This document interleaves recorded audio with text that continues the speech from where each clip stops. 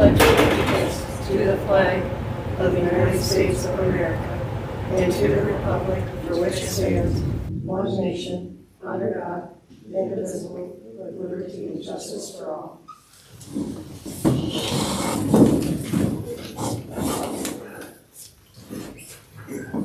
Roll call. Cindy Yancey. Here. Tom Tice. Here. Amy Rondo. Here. Anthony Silva. Here. And Smith is here.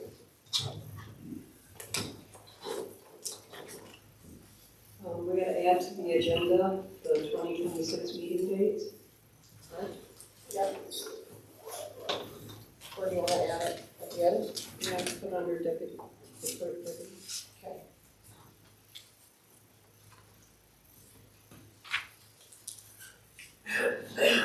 Is there anything else anybody wants to add or delete or correct on the agenda? I'll make a motion to approve the agenda with the addition of the 2026 meeting dates. I'll support. Motion's been made and supported. All in favor? Aye. Motion carried. Any public comments? I just have a couple questions. On the money, you guys have been talking about the money from FEMA, from the ice storm. I was just wondering on the different phases, what the dollar amounts were that were expected, or, you know, whatever. I was going to talk about it on the agenda, but Okay, that's fine. Okay. Okay.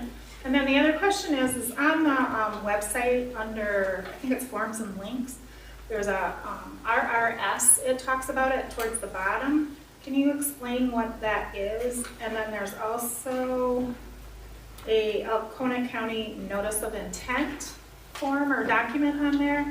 Can you explain what that is? So those are the only questions that I have. Which were the two? Say it one more time. That's okay. It's the Notice of Intent document, and then the other thing was the RRS. Thank you.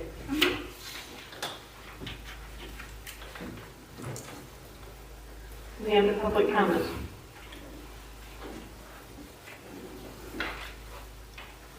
The only update I have that's not on the agenda is the sign at the Ball Diamond. We had the high winds, it blew the top part off the screws. Omega came down, took it, and they're gonna try to figure out something better they can do with it to stop, to hold it when the wind is high. It's too big of a flat surface, I think. And they need a better way to secure it, because it actually flowed it too. So, if anybody says anything about it being gone, that is where it's at. Okay. Did everybody have a chance to review the clerk's minutes from the November meeting? Any corrections or changes? Then I will entertain a motion to approve the minutes as presented by the clerk. Motion to approve the minutes. I'll second. Motion's been made and seconded. All in favor? Aye. Aye. Motion carried. Do you have any other business, Cindy? No, that's not on the list. Okay. Haley, do you have anything you want to add? As you are sure, I'll drive with your taxes, so I've been collecting your taxes. And last month, after our last meeting, I made an error, and I transferred our money into the tax account, because there's too many twos. No, anyways, it's fixed, corrected, and all that, I apologize.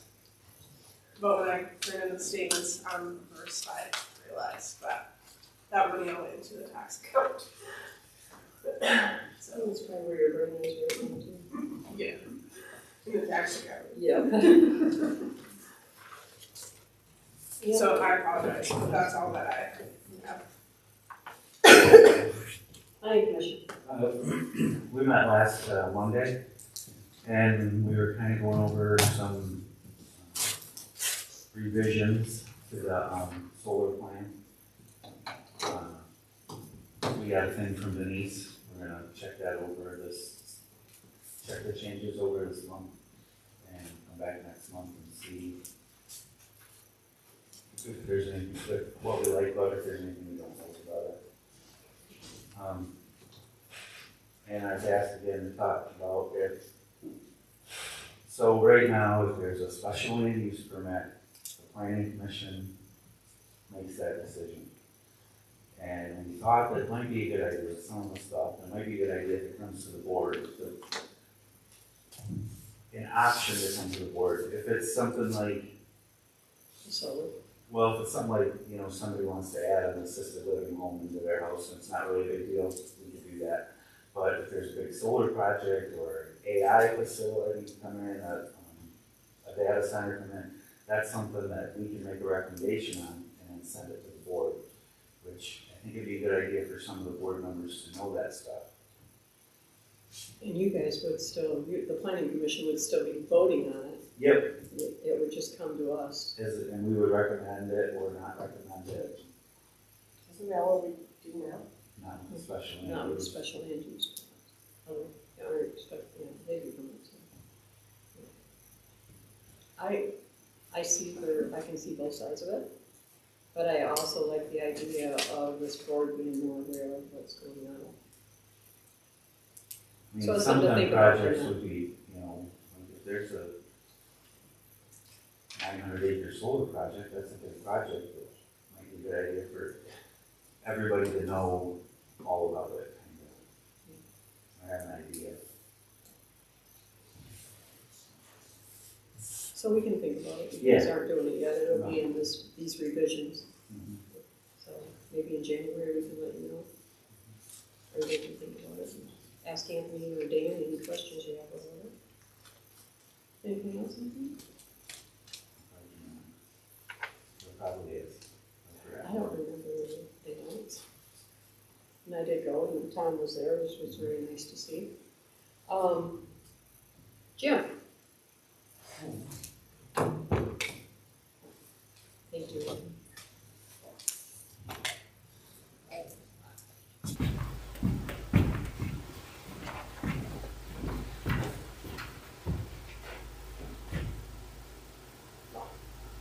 First thing, I just want everybody to know, my wonderful wife and I pulled all the flags off the cemetery the 12th of November, and we took on all the flagpole flags. So they're now in my possession, and I'll sort through them and inventory them over the winter, and we'll get rid of the bad ones, and Figure out how many we need to order? at least 2 gross. What do you do? I don't know. I don't know. Sunday, everybody was probably aware, it was National Pearl Harbor Remembrance Day. So I want to share a story this evening, if that's all right with the board. It has something to do, at least with World War II, but without the help of these people, the United States and the Allied forces probably would have lost that war. So, anyway, I want to talk a little bit about the code talkers. Code talkers. And what is a code talker? Well, code talker was a name given to Native Americans who used their tribal language to send secret communications on the battlefield. Now, most of you probably heard of the Navajo, or they're identified as the Dene code talkers. You've probably all seen that movie, Wind Talkers, which most of the Navajo don't like that movie. And they use their tribal language to transmit secret Allied messages during the Pacific Theater combat during World War II. However, going back to 1918 during World War I, there were 19 enlistees from the Choctaw Nation of Oklahoma who deployed to France from the 141st, 42nd, and 43rd Infantry Regiments of the 36th Infantry Division. They were overheard speaking their own language. That language, so unknown outside their own nation and without a long written history, would be perfect for secret coded communications Now, the idea to use the Choctaw language to transmit messages was only a thought of toward the end of World War I. Now, the Choctaw soldiers were utilized as, we call them phone talkers. Phone talkers. They delivered messages via field phones. They had to work out their code words to use in their transmissions. Twice big group in Choctaw was used for battalion. 8 group was used for a squad, and scouts were used as casualties. They didn't have these words in their tribal language. Fast shooting gun also meant a machine gun, and a big gun was used for field artillery. 2 Native American officers were selected to supervise a communication system, and towards the end of World War I, the Oklahoma Cherokee, the Comanche, the Cheyenne, the Osage, Yank, and Sioux were also used as phone talkers. During World War II, may not pronounce this right, the Assiniboine, Cherokee, Chippewa, Oneida, Choctaw, Comanche, Hopi, Kiowa, Menominee, Muskogee, the Cree, Seminole, Navajo, Pawnee, Sac and Fox, and the Dakota, Lakota Sioux, they were all used as code talkers. I won't be quoting your notes. I can give you these notes. Please. Now keep in mind that a lot of these Native Americans didn't even have U.S. citizenship, except maybe from the 5 civilized tribes. And that was a term applied to them by the U.S. government. Native American nations of the Southeast, the Cherokee, Chickasaw, Choctaw, Creek, and the Seminoles. They became U.S. citizens March the 3rd, 1901. Now, despite allying themselves with the United States, going back all the way back to the War of 1812, the 5 civilized tribes were forced to cede, giving up millions of acres of land to the government. Now, following the Indian Removal Act of 1830, signed into law by President Andrew Jackson on May 28, 1830, it forcibly displaced more than 100,000 Native Americans from at least 18 tribes to be removed west of the Mississippi, with very few exceptions. I think removal is probably a too soft a word here, removal. More like expulsion, or ethnic cleansing, or deportation. Essentially, almost all Native American land south of the Great Lakes was emptied of its Native American population, and this forced march across 9 different states became known as the Trail of Tears, covering over 5,000 miles. It's estimated that 15 to 16,000 men, women, and children died during this time period of the Indian removal era on this Trail of Tears. So ironically, here's the United States military drawing a benefit from these Native American languages that the U.S. government had long been working to try to eradicate. As part of a broader campaign of forced assimilation, Native American children had for decades been forcibly abducted and removed to boarding schools that forbid and punish them for speaking their tribal language. There were 431 federal boarding schools in the United States across 37 states and territories.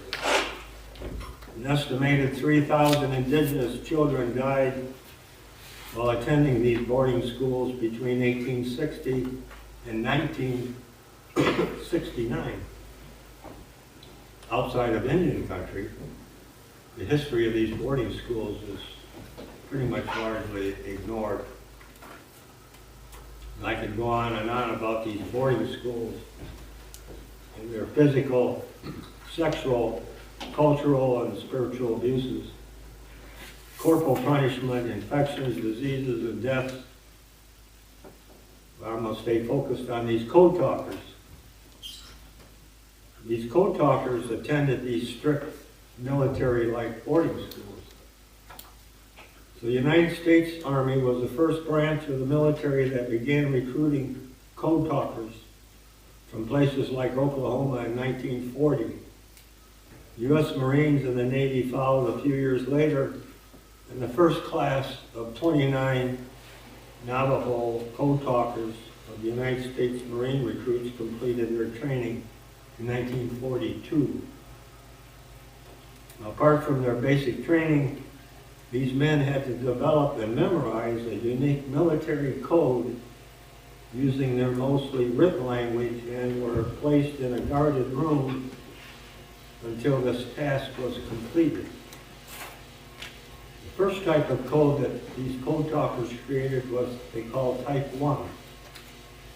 It consisted of 26 Navajo terms that stood for individual English letters that could be used to spell out a word. For instance, the Navajo word for ant, A-N-T, was Wolachi. That was used to represent the letter A in English. The Type 2 code, that contained words that could be directly translated from English and into Navajo. The code talkers also developed a dictionary of 211 terms, which later was expanded to 411, the military words, the names that didn't originally exist in the Navajo language. For example, since there was no existing Navajo word for submarine, the code talkers agreed to use the term beshlo, which translated to iron fish. For a fighter plane, they would use a Navajo word dahitihi, translated to hummingbird. And most of the code talkers were assigned in pairs to a military unit. During battle, one person would operate the radio, while the second person would relay and receive messages in the Navajo language and translate them into English. The work of the original 29 code talkers and nearly 400 Navajo other code talkers was essential to the United States and Allied victory in World War II. And they were present at many of the important battles, including Utah Beach, during D-Day, at Iwo Jima in the Pacific. At Iwo Jima, 6 Navajo code talkers worked 24/7 during the first 2 days of the battle, sending and receiving over 800 messages, all without error. For years after World War II, many Americans didn't even know about the code talkers and their critical contributions. It wasn't until 1968 that the Navajo code talker operation was finally declassified, and the code talkers could honestly and openly share all that they had done. In 1982, President Reagan proclaimed August the 14th as National Navajo Code Talkers Day, a day dedicated to all members of the Navajo Nation and to all Native Americans who gave of their special talents and lives so that others might live.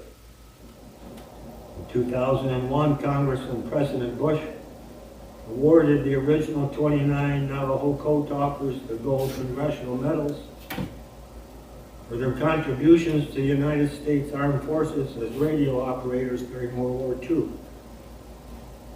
In 2008, Congress passed the Code Talkers Recognition Act, honoring the code talkers from all the tribes. And as of 2025, there are only 2 of the original Navajo code talkers still alive. 2 left. I think one's 94 and the other one is 100 or something. Now, you know the story behind the code talk. I thought that was kind of appropriate after we just had Pearl Harbor Day bring us back to World War II. Next month I have another story. Thank you, Jim.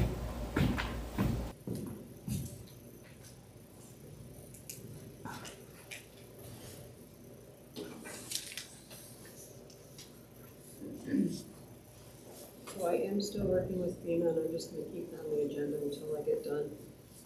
Phase 1, I do not have a dollar amount yet until it goes to the final committee, which is where it's at right now. I signed on it Monday. That's a 70, they pay 75%, we get 25%, and phase 1 is for our cleanup. I believe that total was set 4,500 for Nick Myers. Next phase is the operation of the generator in the building. And the generator, I got a notice for, they had originally figured the wrong rate. They are readjusting it and lowering it. The only one I know a dollar amount for sure on, if we decide to do it, is for the township's time. And that's $750 at this point. But everything goes through stages, and then it goes to Washington for final approval, then it goes back to the state of Michigan to pass. So every time we do something, we sign it at federal level and we sign it to state level. So we're still, yeah, oh, it's gonna take a while. It's a long process. I'm sure that's why people that really need it get upset. Because they're waiting to help and they're not getting it. Is Alcona County also doing this? I don't believe the county's doing it. The village of Lincoln did it. And I'm sure that some out on the west side are doing it too, but it was, Alcona didn't have a lot down there. I know that FEMA is giving several generators to be spread out from the county. So I'm hoping that they put them in some gas stations, stores, type of situations too. But any of the halls that don't have a generator will be getting a free generator. The poverty exemption, I sent all of you, I updated the limits. We just need to approve that. If anybody has any questions or anything on it, just let me know. Otherwise, I will entertain a motion to approve the guidelines for 2026. The property exemptions are for people that cannot afford to pay their property taxes. So they won't lose their home for property taxes. They can come to the board of review. There's an application process that they go through. I'll make a motion to approve the poverty exemption resolution 2502 as presented.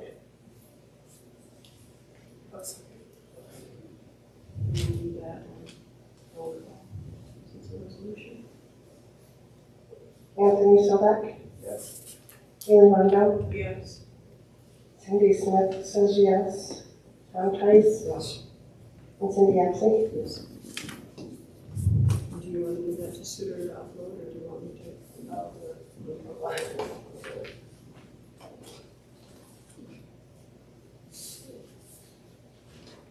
That carries. Can you say motion pass? Motion passed. Motion passed.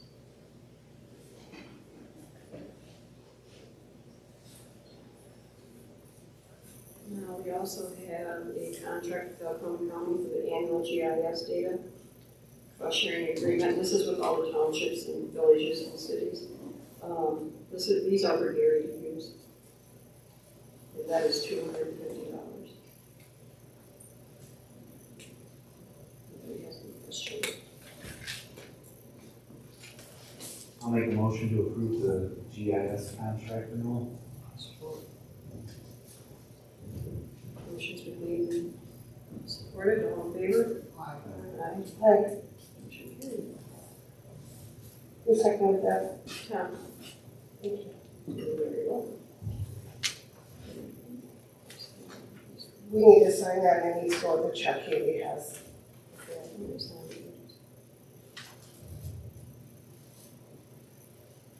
We have to prove this before we can do the bills to be paid. Because it's in there.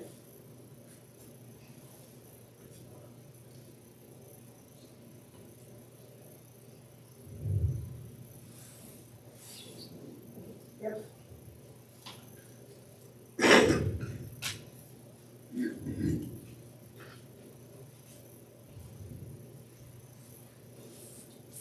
I think it's just you, right? Yep.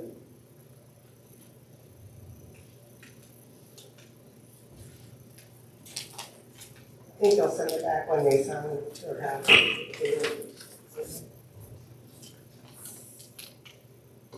Okay. I don't know how you guys feel about, during the week, we really don't have much usage of the hall. And if we do, it's just somebody doing just a couple hours during the day, it's not a party or anything. Maybe shower, but rarely. So I'm thinking about dropping that rate down to $25 a day for Monday, Tuesday, Wednesday, Thursday, 50. What's our, you know, like, Depends on whether they're in or out of the township, so that would apply. do you remember what it is up? If they're in the township, it's free. If they're out? It would be the same as the hall room. I just wanted to make sure those were in line. Yeah. Are we talking Sunday through Thursday, or are we talking Monday through Thursday? Sunday will still be 50, Saturday will be, Friday, Saturday will be. And I still have to pay $100 deposit. So isn't that something booked out already? Yeah, we're not talking, we're not talking Friday or weekends, we're just talking Monday through Thursday. Right. And it's not getting used. I'll entertain a motion if we're gonna do that. I'll make a motion to change the weekday rental rates Monday through Thursday to $25. Second. Is that in and out township? Or does it Yeah, have in in? and out. Yeah.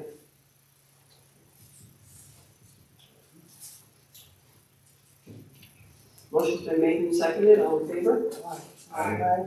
Motion carries. You want to let Sue know that, or you want me to? Or, I gotta let Dan know that.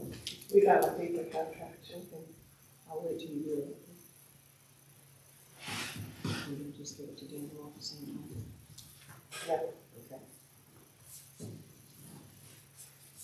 Who seconded mine? Anthony? Now, our clerk is getting a new deputy, so we need to make a motion for signature cards on the bank accounts. Correct? Yes, I just want to put on the record that I'm appointing Rayanne Rasmussen as my deputy.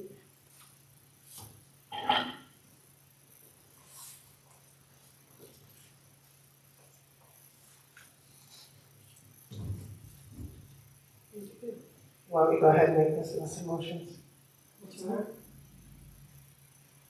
You want me to go ahead and make this mess of motions that are gonna come right here?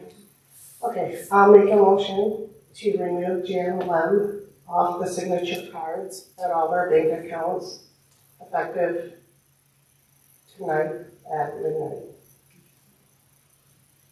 I'll second that. Motion's been made and seconded, all in favor? Aye. Motion carries.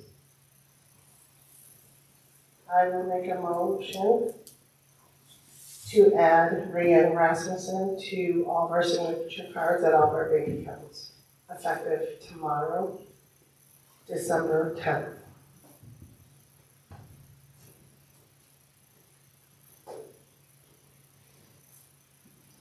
I'll second that. Thank you. Motion's been made and seconded, all in favor?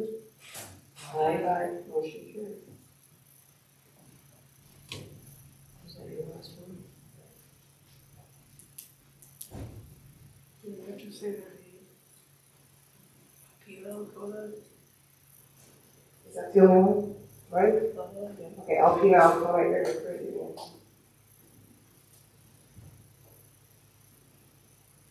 I think your lights are on in the truck. You just said.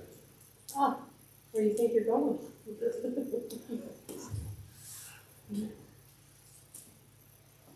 And she's gonna come in and do her oath of office and her tax filing paperwork, so we'll get that done. All right, tomorrow sometime.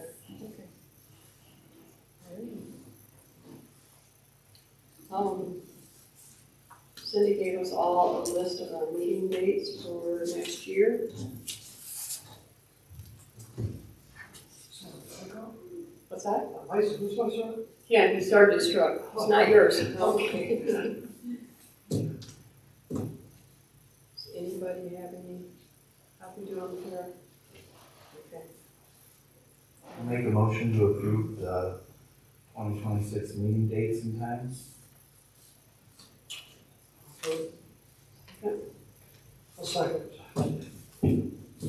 Motion's been made and seconded to approve the annual meeting dates for 2026. All in favor? Aye. Aye. I'm still thinking about this headlight. Motion carried. We don't have a commissioner. So, did everybody have a chance to review the bills to be paid? I appreciate that you guys do that. Okay, I'll entertain a motion to approve the bills to be paid as presented.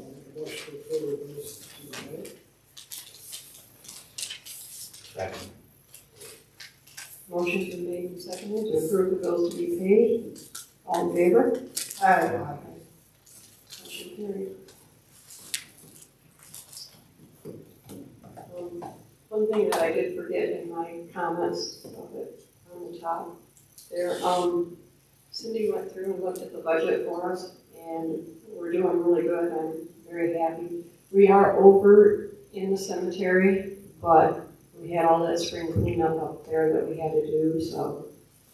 Well, the ice storm. The ice storm, the spring, yeah, the ice storm. So eventually we'll get some of that back, but it's Mother Nature, and we couldn't plan on it. So otherwise, if you guys want to start looking at anything you need in the budget, and let me know. By next month, we'll start looking at that.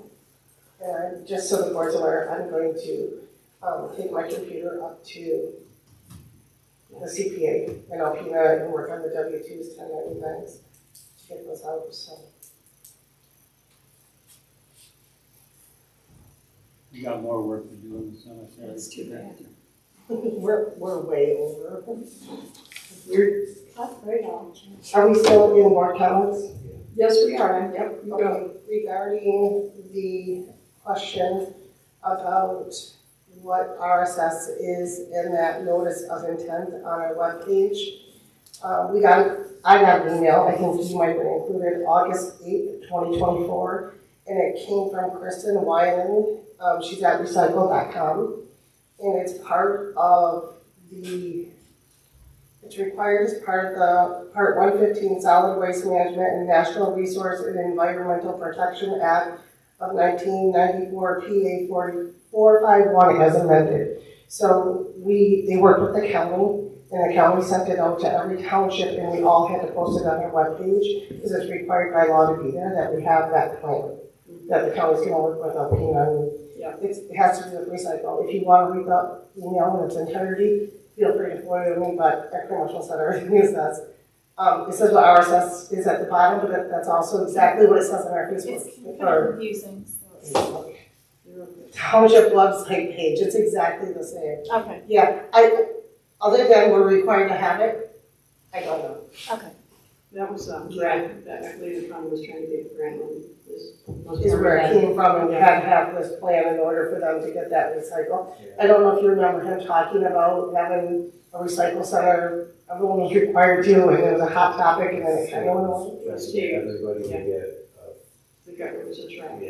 Yeah, Rubbish I removal. don't remember that. so, yeah, okay. I might not have been here, but, You know, it's been about a year, so you might not have done, but this was required in order to apply for all those grants, so it's on our webpage. okay. So is that the same thing with that release of information? That goes right along with it? The intent of, Yeah, notice. and yes, it comment. is, and that's why you'll see Alpena on it, and Alpena, like, commissioner's name are on it. I think Adam Riggy, and then the one in Alpena. Because it was gonna It's be an located agreement. in Alpena. Right. Yes, Okay. they were gonna locate it there, yeah. Yeah, we still had to pay to use it. Yep, so we're required by law to have it, so Okay. we tagged it on there. I think you might find it on every township board of I Alpena, think the so, same thing. based on what you're saying, that it's required. It says it should be, because it went out to my Cato Township clerk, Caledonia clerk, Neil, that would have been Alcona. Okay. Yeah, so every township should have that on the webpage, so. Okay, thanks. And Sue just, you can respond back saying, I put it on the webpage. If you want to move it, let me know. Okay. Yep. That's all I got. Community dinner is here Thursday night, 6 o'clock. Anybody wants to come? Haley and I will be cooking. And it's on the Board of Appeals. Zoning Board of Appeals, that's what I'm doing. They're really required. Yeah. Won't be much. Is there agenda for it or anything? If there is, it won't come out probably until the day before, but all it is they have to meet once a year. They don't have any business to conduct, but they still have to meet once a year. So I'm just checking that box. I think so. Board of Review was today and we had no business before us, so. All's good. All right. Okay. I'll entertain a motion. Do you have the facelifts for that? It's in your box. Your motion. I'll entertain a motion to adjourn. Motion to adjourn the meeting. All in favor? Aye. Motion carried.